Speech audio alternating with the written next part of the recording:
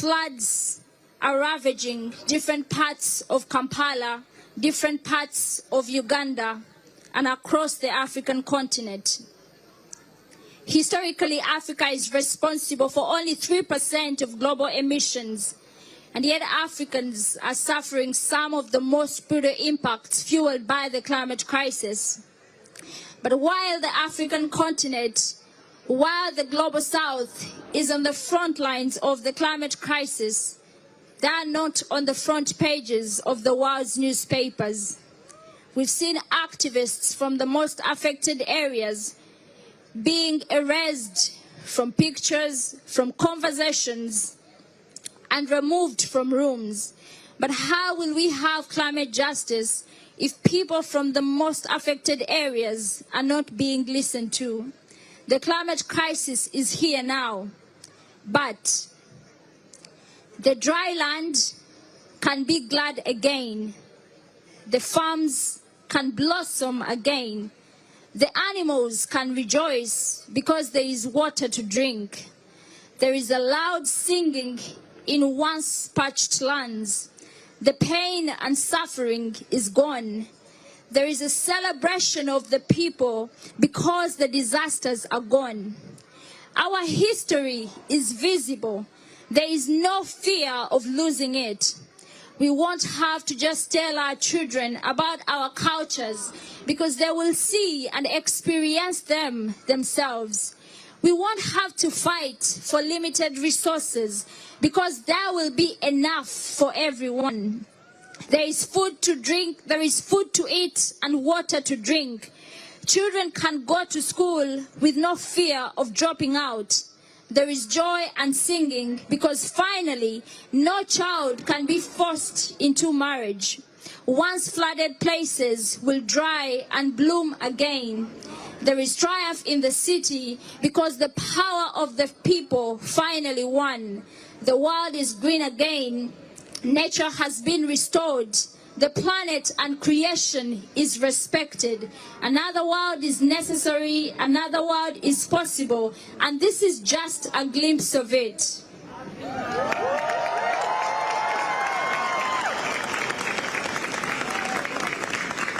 And today, we shall continue to fight on in everywhere we can. We cannot give up now. We need to continue holding leaders accountable for their actions. We cannot keep quiet about climate injustice. Your actions matter. No action is too small to make a difference, and no voice is too small to make a difference. Let us keep the faith for the future. Which faith will give us the hope for the world not yet seen, but the world that we can imagine, the world that I just told you about. And above all, the love for the people and for the planet. Three things should stay with us as we continue to organize and mobilize and strike and speak up and demand for climate justice. That is faith, hope, and love. And the greatest of these things is love, because when we continue to love the people, when we continue to love the planet, that will be the strength we need to fight for a future that is sustainable, that is healthy, that is clean and equitable for all of us. Thank you.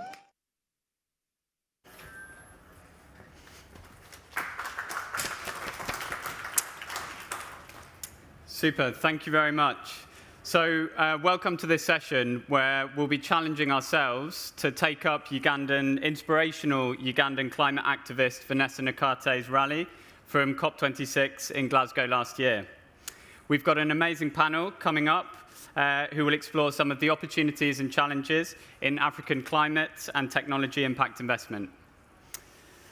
I'm Danny. I joined Catapult back in February to support the growth of our dedicated Africa investment vertical, working with brilliant teams who are based in Rwanda, Mauritius, and hopefully further afield in the continent in the coming years. I'm a huge Africa enthusiast, having spent the first 10 years of my career working in consultancy and the private sector in the African agriculture and climate space.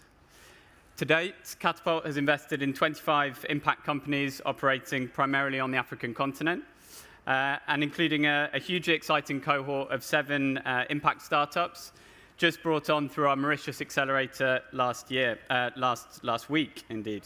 And later this year, with the generous support of NORAD, who we'll hear from in a little while, we'll be launching an inaugural Africa Seed Fund, led by our team in Rwanda, and investing in African agri and climate technology. If you're inspired by what you hear from the panelists today, then please do get in touch with myself or anyone else in the audience from the Catapult team. Our ambition is to build really the leading African impact investment and acceleration vehicle, and to drive impact at scale, and thereby contribute to genuinely transformative systemic change for people and climate. So we're very conscious that in holding a discussion about Africa in Europe, of the importance of having a diversity of voices, backgrounds, and experiences represented.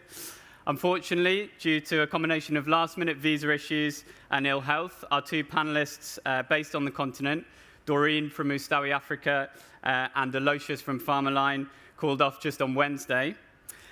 Nonetheless, we judge it important to go ahead with the panel today. And we're very fortunate to have three fantastic panelists in person who will bring deep experience from working on the continent to the discussion. But before introducing them, we did want to start on the continent itself. And I caught up this morning, 6 in the morning, with my two awesome colleagues based in Rwanda, Philip and Timame, to get their perspectives on some of the big questions that we're lucky to work on and ask ourselves every day. So we'll hear from them first.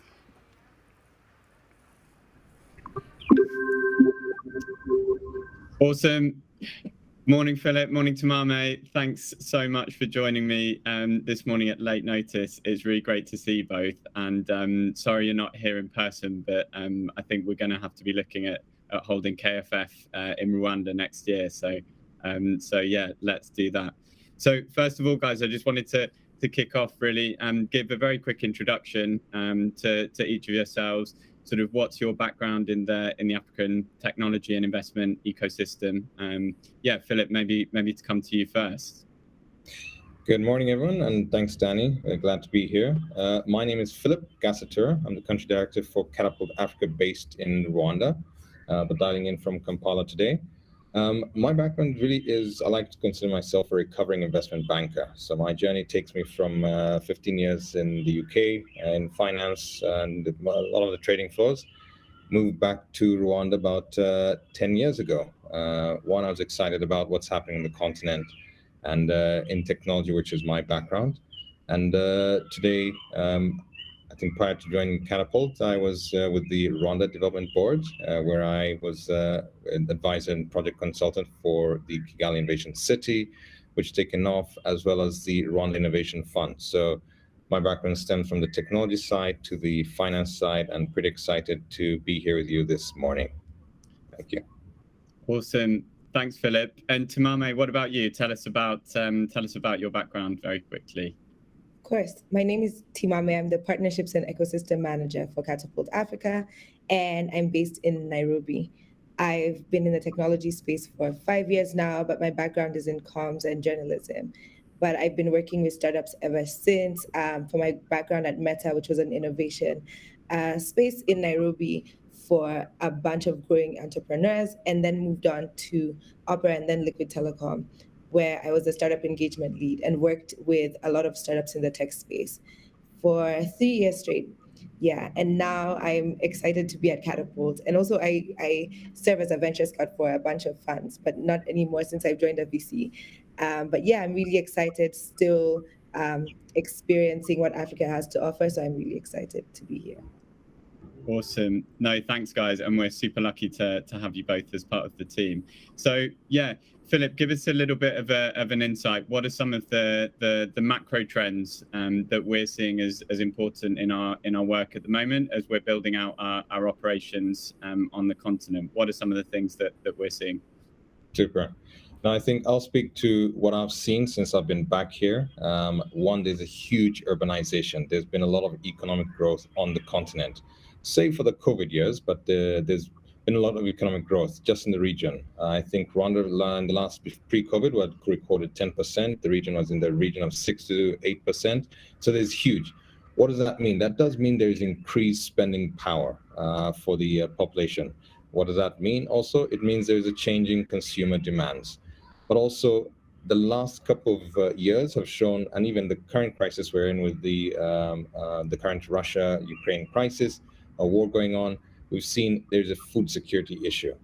And what that means is there's been a huge reliance on global food chains, from our wheat, which I think we import majority in the region from the Ukraine, and rice as well. And so you've seen a huge reliance on the food security. Sorry, not huge reliance, but you've seen a big issue with food security where we were focused on. And so right now there is a move towards, governments are moving towards how can we get more local and regional, more sustainable sources? What are alternative nutrition sources? How do we use land more efficiently and our resources? But also, speaking back to the urbanization, as more people move off the land into urban areas, there's a drive for efficiency of food from farm to plate. In the African context, where I would say there's little or no infrastructure for the agricultural value chains. What do I mean? I mean cold chains, storage, logistics. And so you're seeing a number of agri-tech companies starting to solve those problems in an African context. And some of them doing more efficient irrigation, some of them doing more providing credit facilities where the traditional banks will not provide credit facilities. Further up the chain, you're seeing more efficient processing of foods using local ingredients as food sources, and also through to the plate. More efficient distribution, where you've got more hub and spoke within the local population, allowing them to efficiently move food and consumer goods to the users. And so you've got a lot of agri-tech focus along the value chain. I think that means seeing a huge impact in terms of what we're seeing in the trends and the challenges that it does bring, but also where the technology companies are starting to focus on and solve the problems locally. Yeah. No, that's awesome. Thanks, Philip. And yeah, that point about localization and is I think a really interesting one. Themame, how does that resonate with what you're seeing, and based in Nairobi as well, a sort of really interesting hub, particularly in East Africa?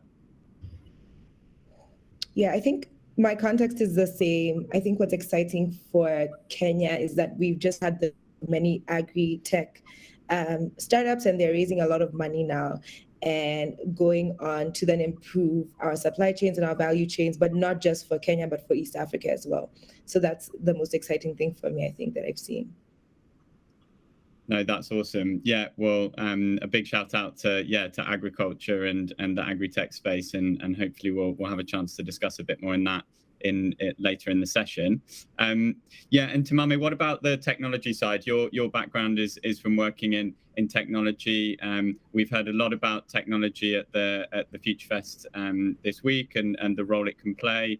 And how's that context working out on the African continent? Yeah, and maybe with a couple of examples.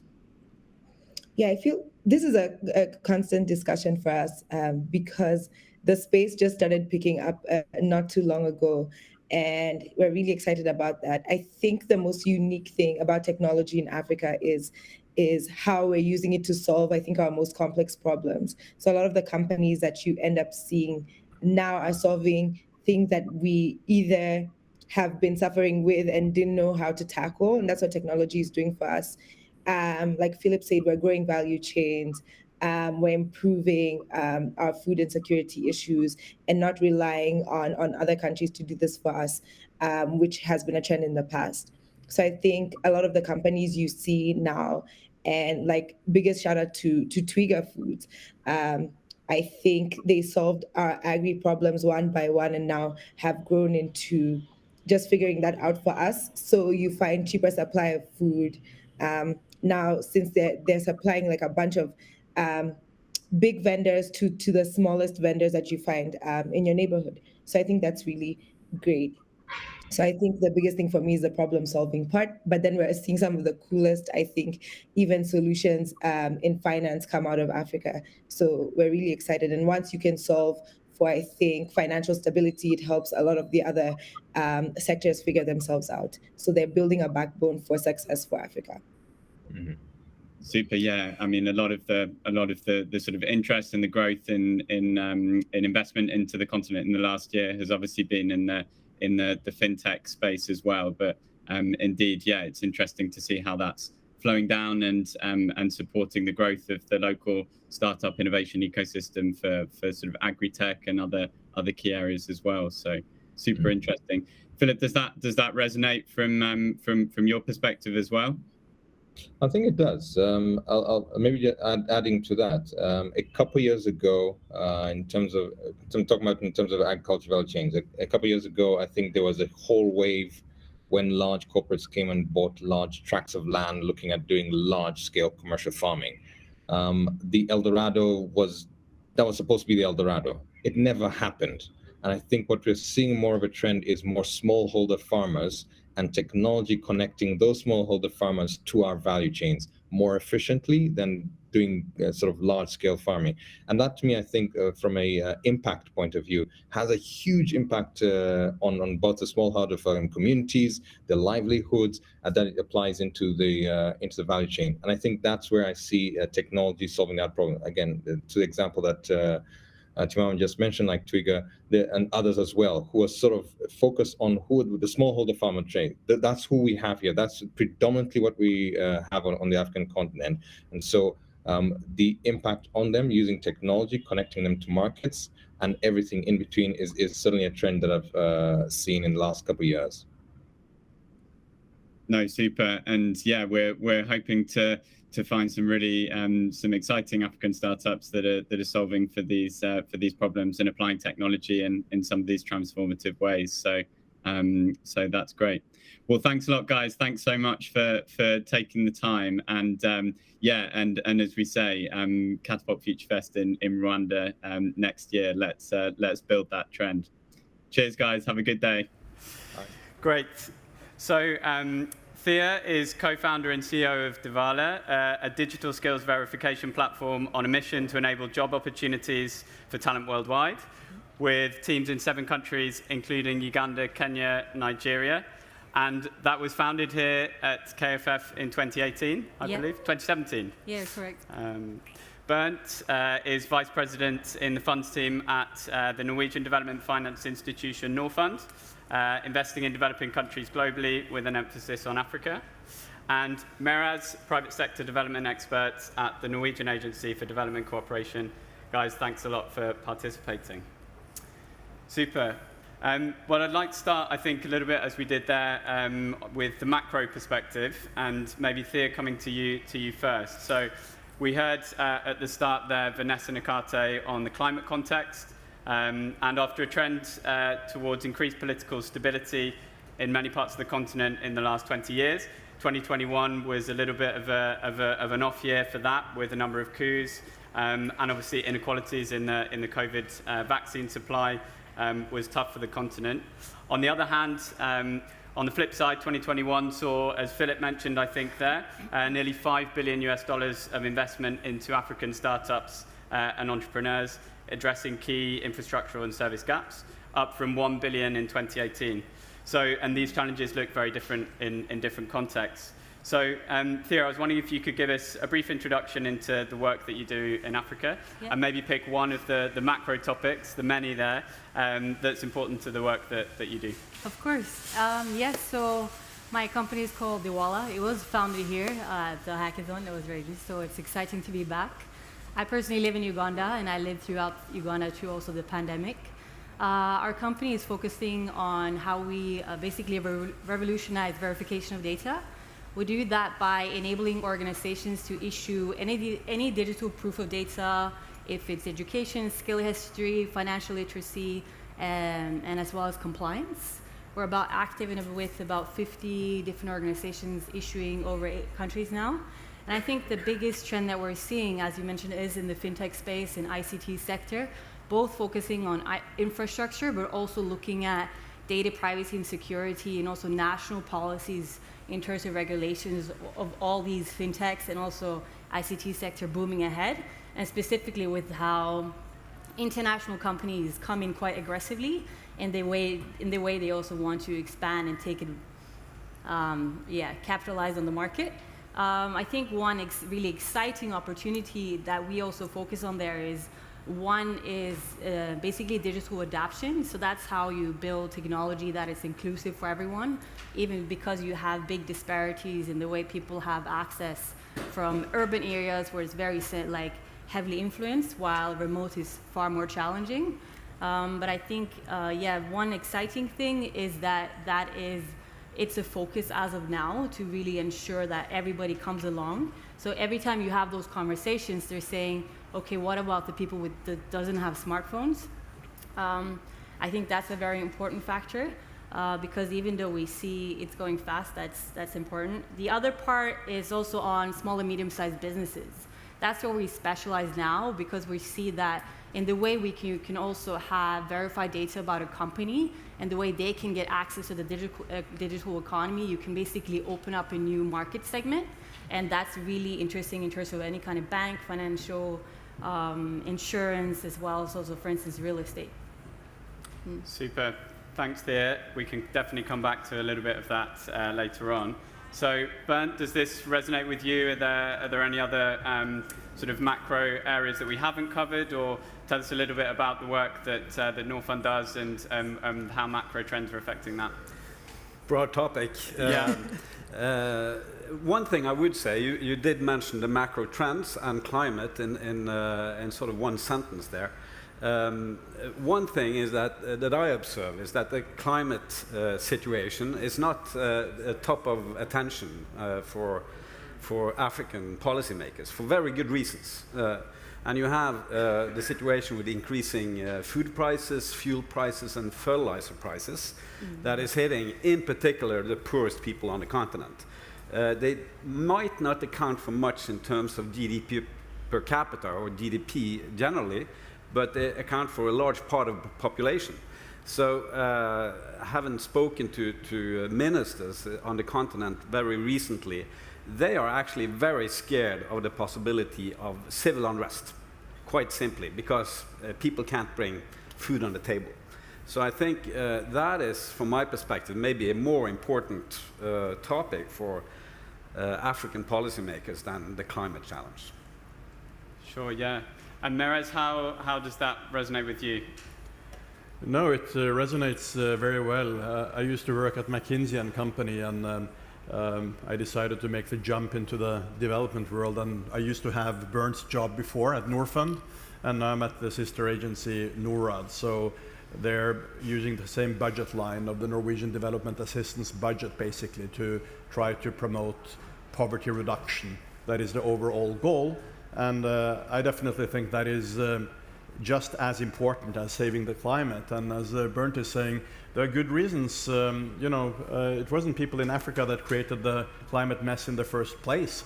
So why should they kind of be very concerned about it now, except for what it affects them?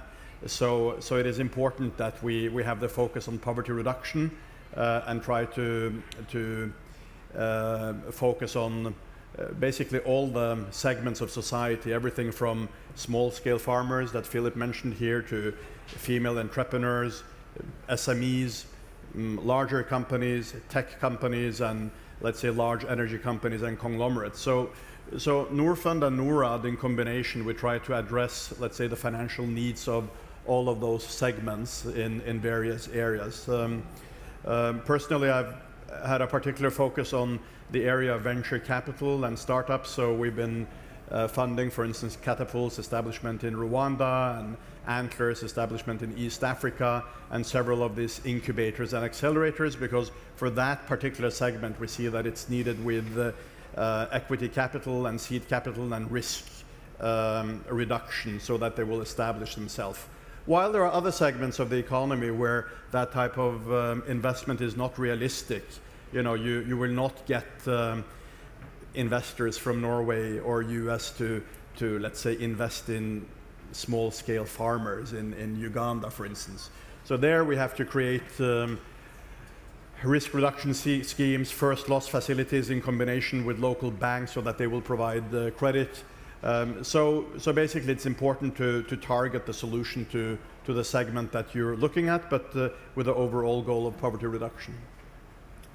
Super. Go on, Thea. I just want to jump on that because I think there is an actual opportunity that they can. You know, one of the reasons why we're focusing on making sure you have access to data and data that you can trust is to de-risk what, for instance, the farmer that is, you know, and there is so many platforms that's even like focusing on access in that way. But I think the ultimate way we also need to look at it is what kind of data is needed, right?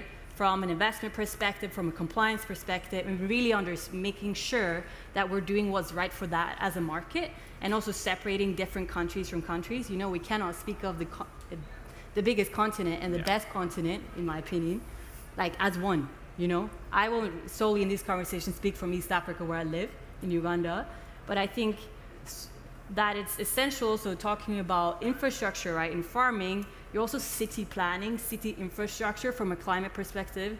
I live in Uganda, in Kampala, like traffic.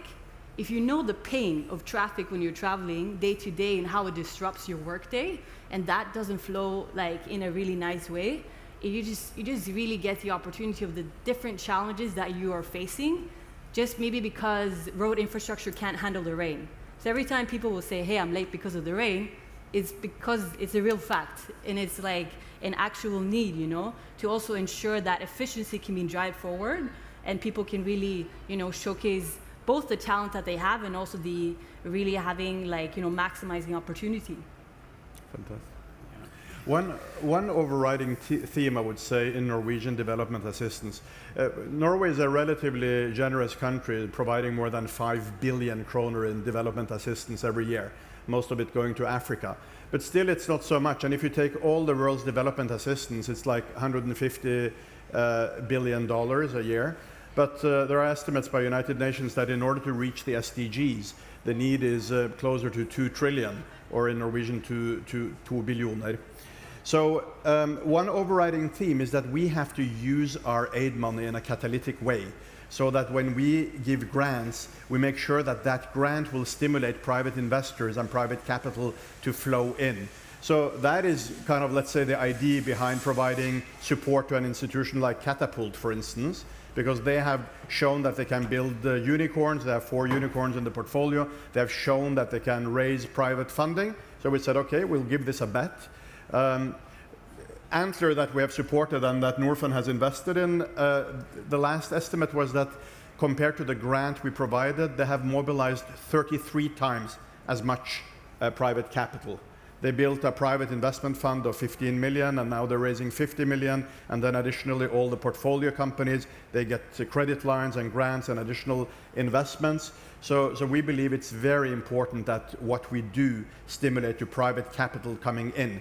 And we are being measured on that now. So from next year, in the result framework of all the agreements, we'll be measuring to what extent did our grant catalyze additional money to be brought in to help the SDGs. Yeah, and I think we had a super interesting session on Wednesday on catalytic capital and around the capital spectrum. And maybe just on the investment picture, but we heard Philip as well allude to kind of this growth in capital coming into the continent, albeit starting from a low base. So sort of why are private investors, why are international investors starting to consider Africa more? Why are they coming in? I would start by saying that it's not one picture. It's definitely 2 pictures. On the venture side, you're very much right. Yeah. I read recently a report that said 5.2 billion came into African VC in 2021, which was more than the sum of the previous 4 years together. So it's really, and I believe it was 3.7 times the previous year. So it's really a big increase in 2021, and it seems to be continuing. But that picture is very different from larger PE funds. Like Ethos is a large PE fund that weren't able to raise their 7th fund. Helios, which is another one that is super big and well established, they were looking for 1 billion plus in their funding. They're going to struggle to get to half that amount, even though they raised the fund. So I would say the first comment is that it's not as starry as you put it. On the startup side, it really is quite promising with regards to funding. On tech. On tech. Yeah. On tech. Not on in the larger traditional ones, it's different.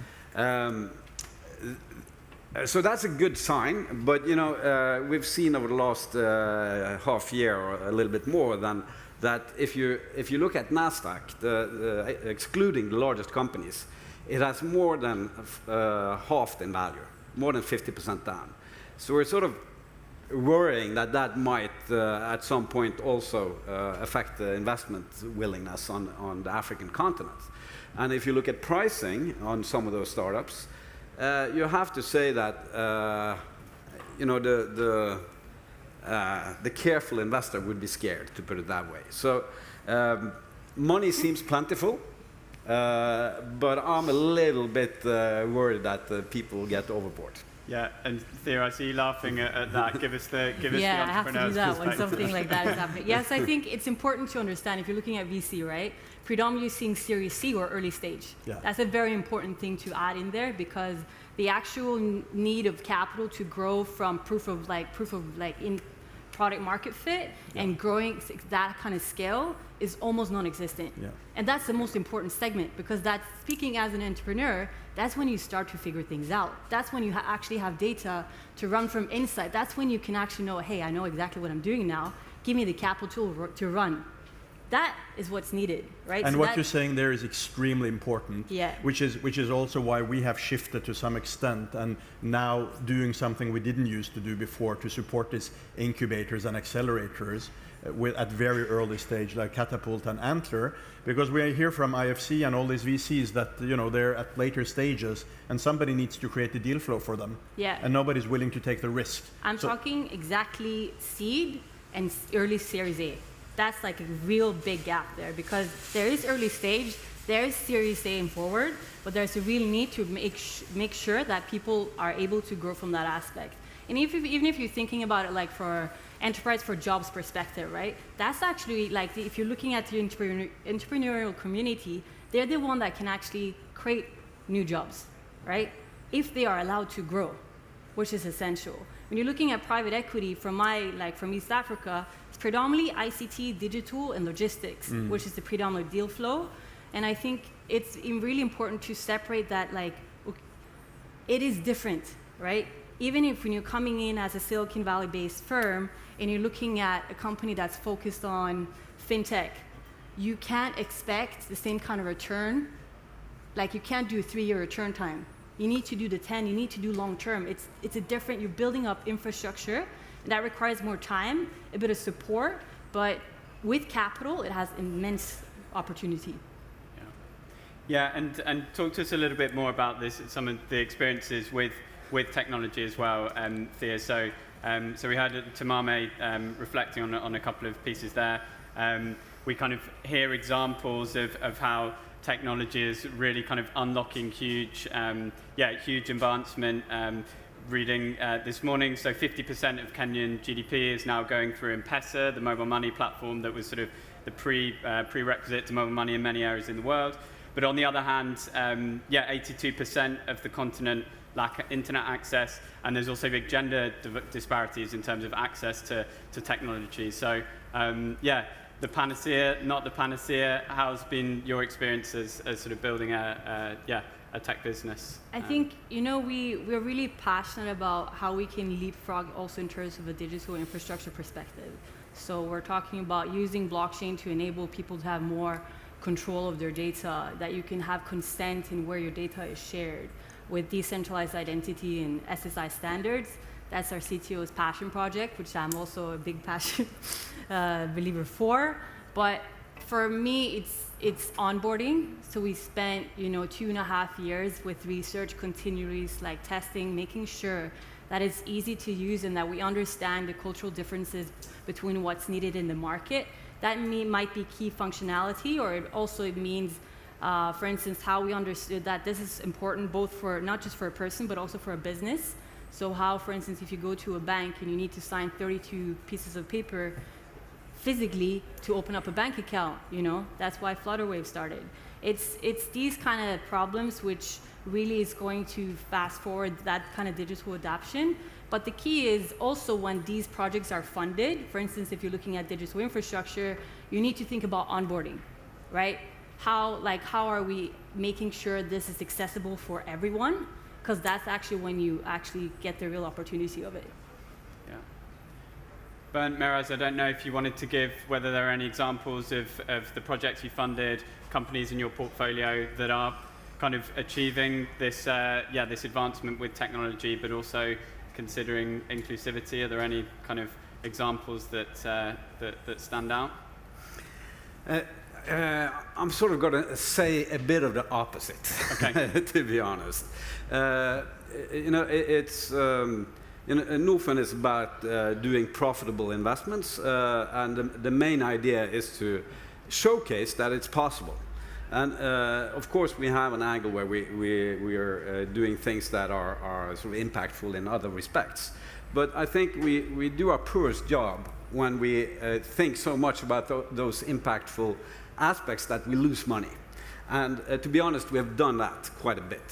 So in the food and agri space, we have invested and lost a lot of money over the years. And sort of the primary place where we have invested and lost money is in primary agriculture and with the smallholder farmers.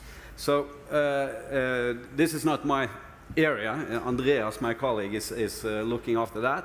He is looking more at the value chain later on in the value chain rather than that early stage. What I would say, though, is that what we've seen as of late is that technology can actually do a job for the smallholder farmers and might make it possible to actually have increased productivity even in that sort of industrial structure with very small units of agriculture working. So I would say, and that's something we see in our portfolio as well, that different technologies can actually help those people do better. So yeah, that's good. And Meraz, you gave an example on Wednesday of your investment in Ethiopia. Yeah. I mean, the advantage we have in Norad compared to Norfund is that we don't have to have profits on our money. It's grant money, so that gives a lot more flexibility. We have this scheme called strategic partnerships where we combine private enterprises and organizations working together. This example from Ethiopia is a good one, and it's quite typical. It's large-scale, small-scale farmer projects. When you mention technology, often the technology doesn't have to be that advanced. It just has to be significantly better than what is already there. So we don't need immediately to think about satellite technology and drones and all these, robots doing things. In this case, for instance, this company, Joytech, they're producing high-quality seedlings that are kind of small plants that you plant instead of putting the seeds. So these seedlings, they are kind of grown in Finnish and Slovenian earth and kind of really fast-growing from the beginning. So the project was kind of basically convincing 5,000 very poor farmers to start using those instead of seeds on tomato, on cabbage, and on pepper. Because we knew that on average the yield will be between 3 to 7 times as much. And for those farmers that typically make maybe $50 per month, that makes the difference between kind of being able to buy school uniform for their kids and being able to have, let's say, health care access and things like that. So it is quite important. So the project was, we financed those seedlings the first year because seeing is believing. Combining with the Utviklingsfondet Development Fund, they organized a whole army of extension workers showing these farmers how they have to plant, how they have to irrigate, when to put the fertilizer, how to harvest, and all that. And on top of that, using technology, using handheld telephones with a system called FarmForce, it's a Norwegian company, where they basically take picture of every step they take. okay, now I have irrigated, now I have put fertilizer and so forth, and all that goes to a data bank, and that is used for certification later, because then it's certified, quality certified, and it can be exported, and they will achieve higher prices. So you could say that technology was a relatively small component, but it can often be critical in order to promote the overall goal of poverty reduction. The result was, on one of the crops, the average income was 2.2 times as much. On cabbage, it was 7 times as much, the income. So that's an example. Of course, I can see it would be almost impossible to bring private investors into that. And we still have to figure out what do we do with all these segments that also need capital, but where you don't get commercial capital to come in. Because as you know, one of the big problems in many of these African countries is that the banks, they place most of their money into government bonds or in real estate. That's where 80% of the money goes, because it gives pretty high yield. So why would they risk, you know, like you guys, losing the money on agriculture and you know, female entrepreneurs? So cracking that code will be very important. And private equity and venture capital is not the solution, because you will not be able to attract that to, let's say, agro-processing and traditional distribution and all these traditional things that don't have global tech multiple potential. Good. Yeah, so, well, I mean, so tell us about what, yeah, maybe some experience of where some of your investments have been able to sort of catalyze other types of capital into solving these knotty problems. I don't know. Bernd, maybe that's one for you. It's sort of a part of the normal dynamic of raising money. If we show that we have faith in something, you know, that is something that other investors see, and the fact that we are in is sort of de-risking the product by signaling, if you will. One point there is that if we, just to have one point clear, I mean, we are making money on average, just to make that point. But we have had some mishaps. They made a lot of money on one big deal. But even the rest is profitable, just to be clear on that. He's talking about Ascent Power and that's one deal in Philippines. Yeah, and that was a good one. It's not illegal to make a good deal, but anyways, my point was that if you want to be a signaling investor, being catalytic, really catalytic, you can't do that if you have a history of losing money. If everything you touch becomes a stone, was gold became stone, you know, that doesn't work. If it's the other way around, well, it does work. So that's more my perspective, that yes, we are set up to take more risk than the average private investor, but if we lean forward and say, well, we actually believe in this, if we can also showcase a good history, then that is more likely to get private capital to come along. And this is something we actually do see in practice as well, so it does work. Yes. Okay. We're getting big rate numbers saying over time flashing up at us here. I think we should definitely take a couple of questions from the audience just to finish off. So I don't know if anyone wants to kick us off. Martin. Should I just talk now? Sorry, yes. Yeah, thanks very much. Great panel. I've been working in African agriculture for a while, and including as a DFI. Can you hold the microphone a bit closer? A bit closer, yeah. And I'm just interested, you've been talking about the importance of making returns for DFIs, which is clear. What I observe, I suppose, is that there's still a lack of finance out there that's willing to take first loss risk or to take additional risk. And the NORAD side, I think you do some of that. But today, and I was at an agriculture conference in London on Wednesday, someone said, without the DFIs, African private equity would be dead today. So the role you're playing is a very important one, but there's still this question of how to convince those who should be following you that the risk is well managed. And so the question to the panel really is, where could more of that kind of money come from? Do you believe there should be more? Where could it come from? How can this be? For me, it's an interesting ingredient which could make a difference. So interested in your comments on, do you think there should be more of that kind of money? And if so, where can it come from? we definitely think. Actually, my colleague Eirik is sitting there. He just edited a paper that was sent a few days back on our strategy on catalytic finance, which is bringing exactly up what you're saying. So what we've had to do is to ask the parliament to change the laws a bit so that we can spend the money that way. Because the way the law is now, we have to basically spend all the aid money in the 1 year. But that type of financing that you're talking about, the first loss facilities, typically you have to put the fund in an account and it has to be there for 6 years or 10 years. And the legislation doesn't allow for that. So last year we got some exceptions to do that, for instance, with Equity Bank in Kenya that Norfund has invested in to provide financing to small-scale farmers, because the bank said, no, these guys are losing too much money, so we don't want to finance them. So we said, okay, if you're saying that you're losing on average 9% on these farmers and only 3% on average, then if that actual loss materializes, we will cover that. They said, okay, then we will do that. In that way, we were able to mobilize $20 million to 20,000 small-scale farmers by only spending $1 million of aid money, which isn't even spent. It's just been put in an account in case they lose the money. So we want to do a lot more of that kind of things, not only to small-scale farmers, but to SMEs.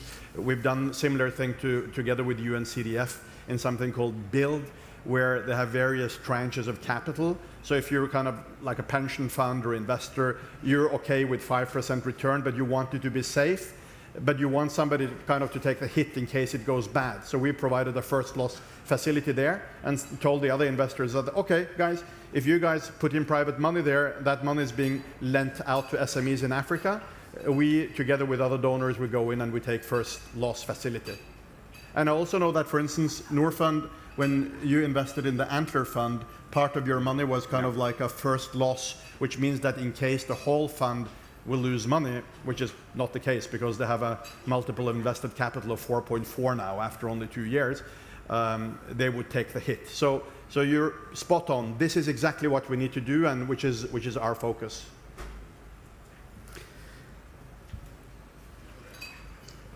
Yeah, I got one.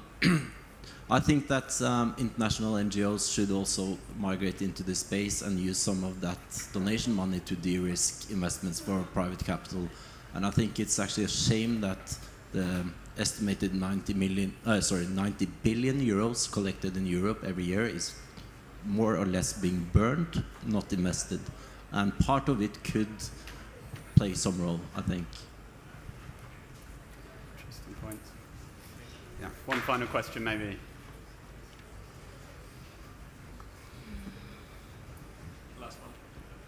Thanks, and it's building a little bit on the first loss and the approach to this. We're working on several methods of capital, both being investment and also philanthropy.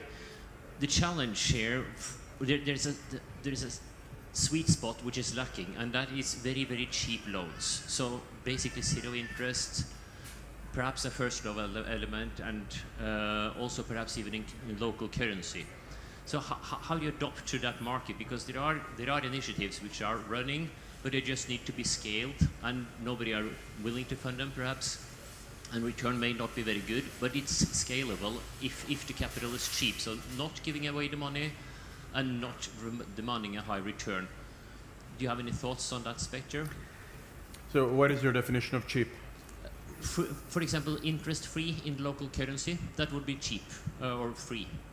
So say instead of having a first loss and a required return of 8% over the years, or instead of having a grant? Generally, we believe, I mean, of course, what you're saying has been the traditional aid mentality. You know, we have to be kind and we have to be generous and things have to be cheap for the poor. But the problem with that is that it becomes aid dependent. Whatever we support has to be commercially viable in the long run. So for instance, those farmers that get the loans from Equity Bank, they're paying a relatively high interest rate, 15% or something, but also the marginal productivity is very high, so they can afford to pay that. And also the cost of managing so small loans is very high. So that's why it becomes like that. So personally, I don't believe in kind of very subsidized models to support the poor, because often the productivity gain is so high. I mean, like the example I mentioned there, where they double or triple, you know, the productivity of what they're doing, so that they can afford to pay it. The problem is that they don't have any access at all. So that's what we have to create first, and then we can worry about the pricing afterwards. Super. Thea, Bernd, Miraz, thanks so much for taking the time. And we'll be heading over to the Langhuset venue just now if anyone wants to continue to follow up the conversation, perhaps with a beer in hand. And a couple of the Catapult portfolio companies will be there as well. FarmForce, who Miraz mentioned, Impact Mapper, NXT Grid, some of our great portfolio companies. So do come and continue the conversation. Thanks so much, guys. And yeah, enjoy the rest of your day and the evening.